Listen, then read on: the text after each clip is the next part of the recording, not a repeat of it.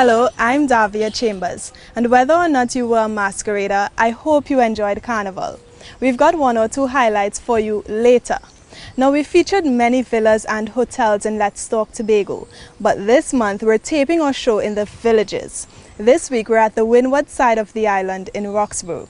Stay tuned to find out where we venture to first. This is Let's Talk Tobago. Tobago responds to the possible threat of the Zika virus. Our wetlands are a concern for us and the world, and later, we've got your Miss Afro Queen. These and more stories when Let's Talk Tobago continues. Going to Barbados? Why continue to pay high prices when you can get there for only US $231.95, all taxes included? Yes, you heard right. You can now travel to Barbados from Tobago for a mere US $231.95 on Gold's weekly service. So if you're going to Barbados for business, the beach, crop over, or attending university, stop wasting your money on those other high-priced airlines and get there for a fraction of the cost. To book, just log on to www.vogel.com.br. Barbados just got closer. Our first stop in Roxborough is the Tobago Cocoa Estate. It was founded in 2005 by Dwayne Dove. After working several years in Europe's chocolate industry, he returned to Tobago to try his luck planting cocoa at home. We start news stories this week with a health concern that's growing. Mosquitoes carrying the Zika virus are traveling throughout the region, and Omadara Mills has the prevention measures being taken in Tobago. The Aedes aegypti mosquito is the vector that carries the Zika virus. It's found in countries with warm weather. Thus far, just over 25 countries in the Americas have reported confirmed cases. Tobago is not on that list. But the Tobago House of Assembly is taking a precautionary multi-sectoral approach to prevent the virus from entering the island. Training of health sector staff themselves, and that is something that actually started in years ago in 2014 when we first heard about Zika. The staff of the TRHA, the nurses, the doctors, we had an initial sensitization with them, and then that has now been revamped or reintroduced and updated to reflect the new information. Only 1 in 4 people infected with the Zika virus develops mild symptoms such as fever, rash, joint pain, and red eyes. But everyone should be protected. Therefore, communities will be sprayed and there'll be inspections of people's properties. We have workers who visit all the premises, we call them perifocal workers, and we go through the island at least 4 times per year in 3-month cycles. So at least we'll be seeing the workers and our premises would be inspected. These people search, we call it search and destroy, search for breeding sites, they destroy them, either by treating with, now we use A-bait sand granules, which can be used in potable water, and they can also overturn containers and crush. The public is also being urged to take responsibility for their premises.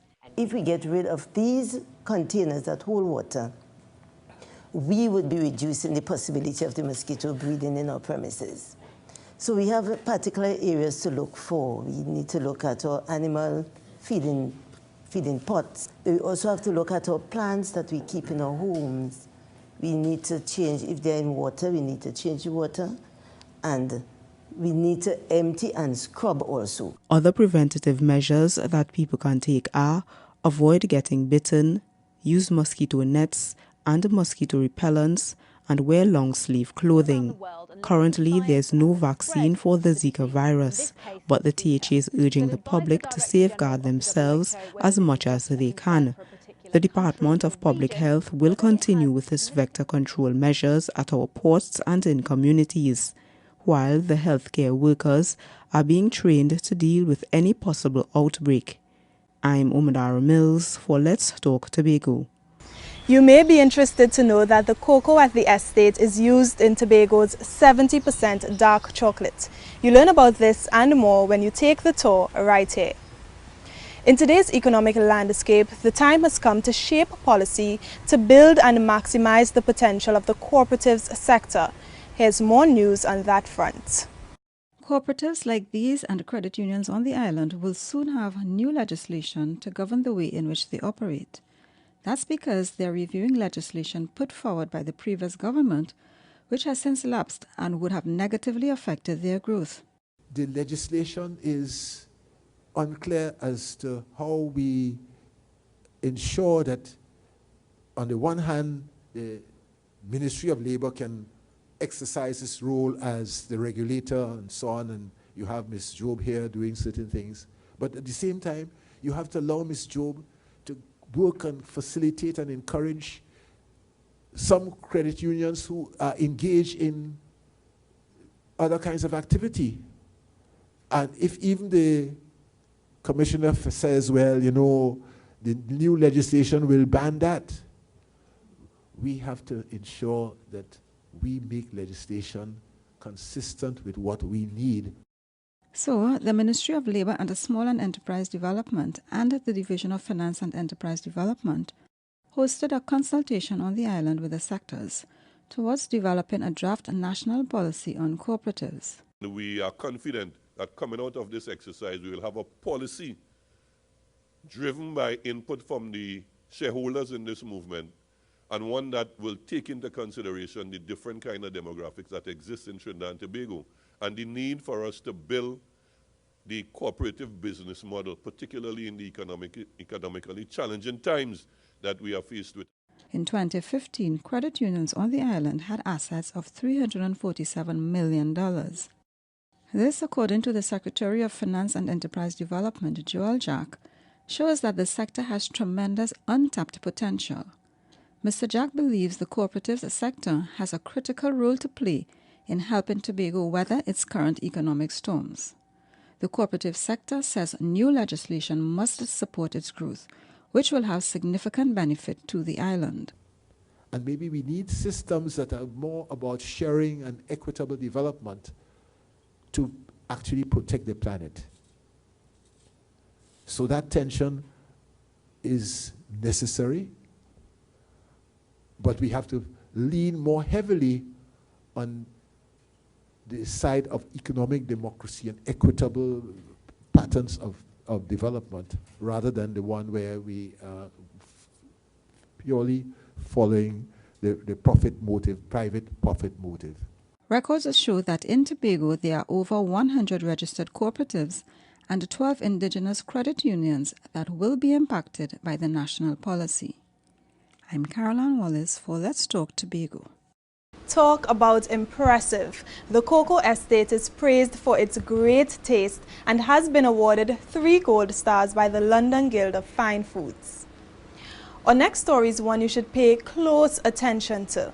Wetlands serve important purposes, and the ones in Tobago deserve to be protected. Take a look. The Boko Reef Marine Park, which includes the Bonaccord Lagoon, is one of 3 areas in Trinidad and Tobago that's a wetland of international importance under the Ramsar Convention. A recent workshop entitled Wetlands for Our Future Sustainable Livelihoods exposed students and representatives of community-based environmental organizations to the role of the wetland in our lives. We want to empower our communities so that we can be able to, co-manage our wetlands, to get a more efficient and effective impact in terms of management and so on, right? And we want to also highlight, some of the livelihoods that we have, our fisher folk, our tour guides and so on, that, are very important, and, how we can, better work, to have that sort of collaborative effort so that we can, at the end of the day, achieve the goal of sustainable livelihoods. Tobago has nearly 20 wetlands that range from a fringe mangrove at Petit Trou in the west to small marshes at Argyle and Delaford in the east. They help to provide us with food, act as windbreakers from storms and hurricanes, and soak up sediment runoffs from the land. They also attract hundreds of visitors every year.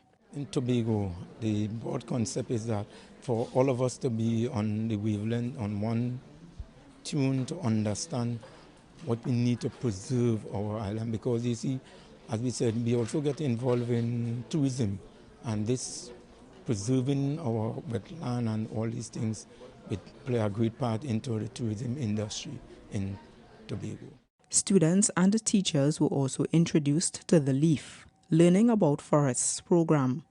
They were encouraged by Junior Chamber International, Asclepius Green, and the Division of Agriculture, Marine Affairs, Marketing and the Environment to get involved in projects that focus on learning about and helping to conserve wetlands that are close to their schools. Whatever we do, we need to make sure that we impact every aspect of our population. And so we have involved the students. As I said, we started with our programs from the preschool age all the way up to tertiary level and also to our adult population, right? And we want to make sure that everybody understands and appreciate the importance of having our wetlands in Tobago and what they need to do to help conserve them. Besides commemorating World Wetlands Day with the workshop, the division continues to monitor the wetlands so that their benefits can be sustained for future generations. I'm Omodara Mills for Let's Talk Tobago. Coming up, it's a special anniversary and he's the second man to ever win the crown. When we return from the break, we'll be right back.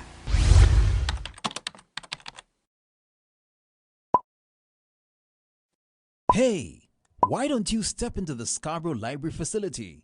It has all the knowledge of our land, people and heritage that you just won't find online. The Scarborough Library facility is now open. Tobago Library Services. Information inspires innovation. Welcome back. I'm Davia Chambers at the Tobago Cocoa Estate in Roxborough. This year marks its 10th anniversary, and in honor of this milestone, a new exclusive chocolate will be launched at Easter time. So look out for it. I was basically in it for the fun, says Shaquille Springer. Well, the victory must be sweet, especially amid the naysayers. Let's watch this next story.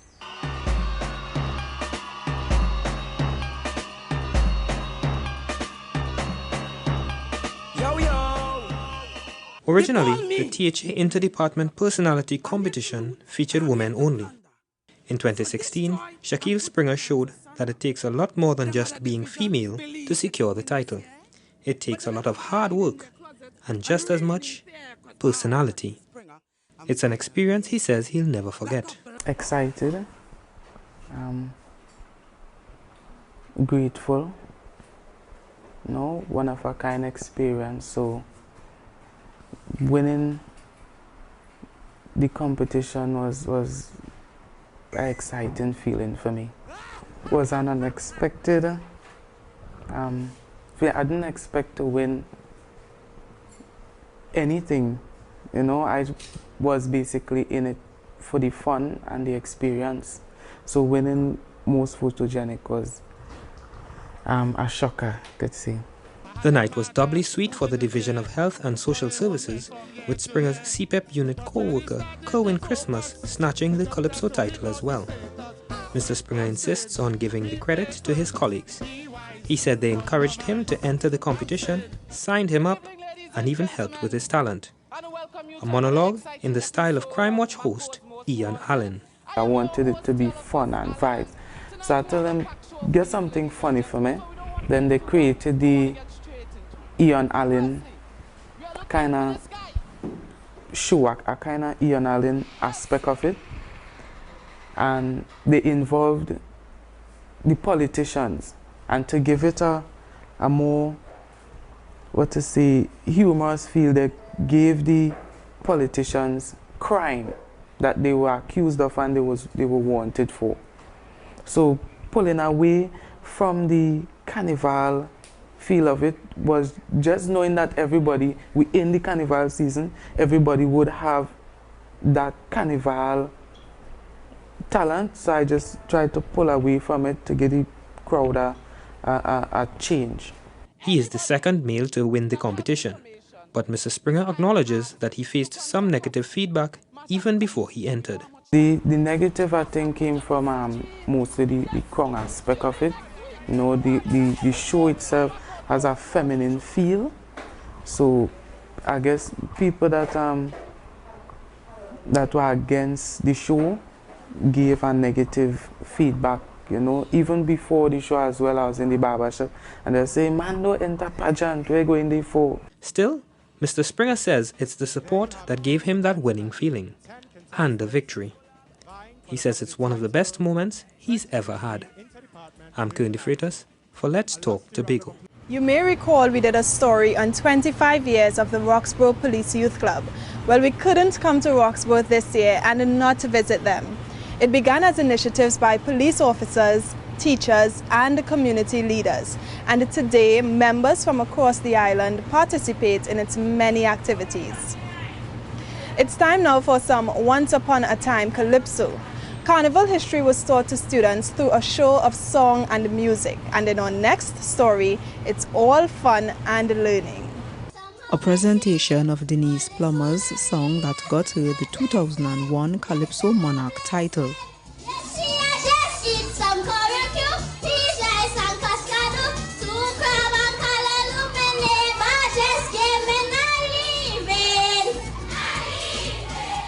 Then there was a David Rudder portrayal of the song Calypso Music, which he sang at the 1987 Calypso Monarch competition.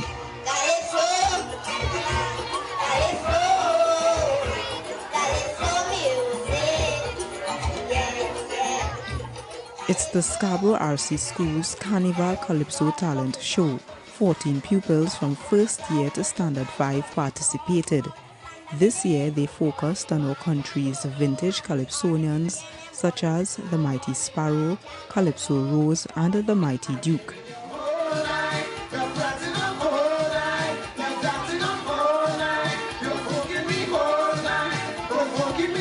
I played as Mighty Duke because he has a little badge in it. The event is not just for fun. It is one of the methods used by teachers to deliver the social studies curriculum, where children learn about the different aspects of Carnival.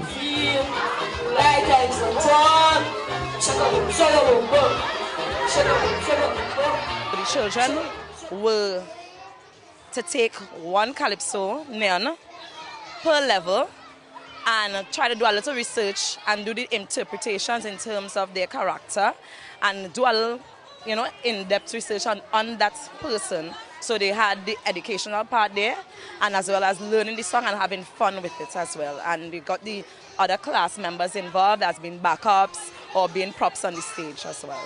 Parents are also involved in the creative learning process. And many, like the parent of co-cues Davidson, who sang War Donkey by Lady B, supports the move to educate children about Carnival. I think it is very important that culture and our calypsonians be taught in schools, notwithstanding any vulgarity or anything of this sort. The culture is dying, and the only way it could reach far is through our children. Our children knowing about the past calypsonians who would have passed on, and also caring about the costumes, because Carnival is really about the arts. The annual event is just one of the many extracurricular activities that the pupils are encouraged to participate in. It's in keeping with the Division of Education, Youth Affairs and Sports' aim to ensure that children are developed in a holistic way. I'm Umudal Mills for Let's Talk Tobago. There are many ways to get involved at the Police Youth Club: night football, the steel orchestra and the dance company, to name a few. Seniors may also stay active with swimming, gardening and computer literacy classes. Now, if you have a talent, then this next story may encourage you to develop and share your gift and be a part of Tobago's cultural scene. We have more details in this next story. The Carnival Jamboree rolled into the village of Roxborough last Saturday, allowing members of the community and its environs to be a part of the Tobago Carnival experience. The event, held by the Division of Community Development and Culture, gave the patrons an opportunity to be entertained by some of Tobago's top acts. Calypsonian Nicole Thomas performed her song, Love Up Tobago. How we flow. So don't change Tobago. Let we bring the murders down to zero. Come let we love up Tobago. The Quakettes were on hand presenting a sailor dance. In the uptown session, well, we having a nice time. From one pet to the next one, well, you know that is my style. And when I reach downtown, well, it's thunder now. Touchdown, I want to jump around. Calypsonian Slicky performed his song, which was influenced by the Mighty Shadow. So if you show me love, I show in love too. But if you're wicked and spiteful, I return it to you. But if you're nice and sweet, call me sugar dumpling. But if you have no love and sympathy, expect the same damn thing. The Roxborough Police Youth Club certainly made themselves present, enticing their home crowd with this carnival dance.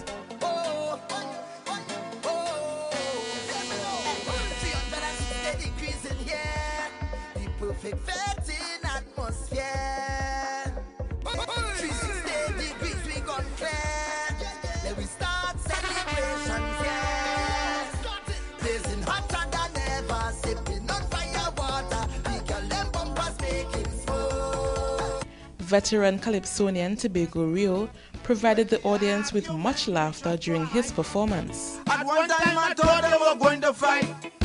He argued but like he couldn't succeed. So he borrowed me Bible and start to read. He said pay attention to this piece of scripture. 6 days shalt thou labor, and on the 7th day you keep it holy. He said that is true Christianity. And the evening culminated with the Jab Jab, Black Devils, and other carnival characters getting on to the sounds of the rhythm section.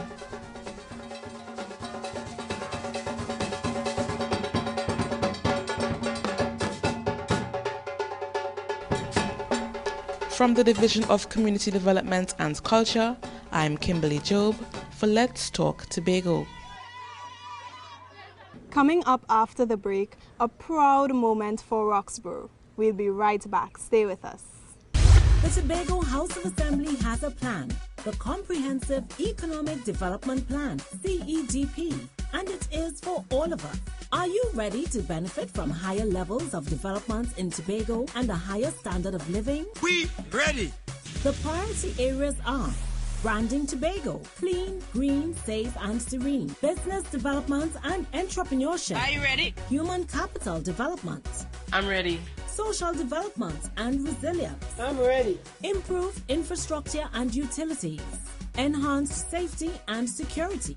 I'm ready. Environmental sustainability. Tourism. Are you ready? Marine resources and forestry. Are you ready? Good governance and institutional reform. The CEDP is ready. Join us and get on board. Let's travel the island, straight back to my land, even to Thailand. Thanks for staying with us. I'm Davia Chambers bringing you this week's news from Roxborough. The Police Youth Club understands that youths are the future of tomorrow and their development is important, such that it provides homework centers, culinary arts training and a Just for Boys math and English program. Next, it's the Afro Queen Show and the Windward Calypso Monarch, and Keyshawn Wilson has the winners. Take a look. There's a new Afro Queen and Windward Calypso Monarch. Taking the title this year for the Queen Show was Miss Roxborough, Annalise Melville. She edged out 7 other competitors, also taking home Best Carnival Wear, Best Afro Gown, and the $12,000 first prize. Miss Mariah Kellyanne Nora was runner-up.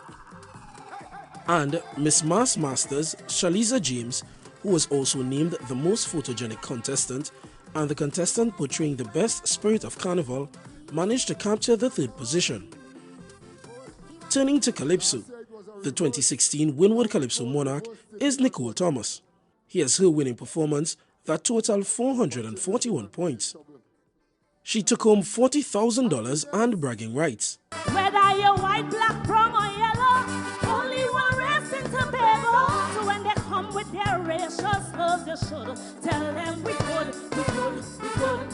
Tobago make it understood, let them know. Cause we don't want no part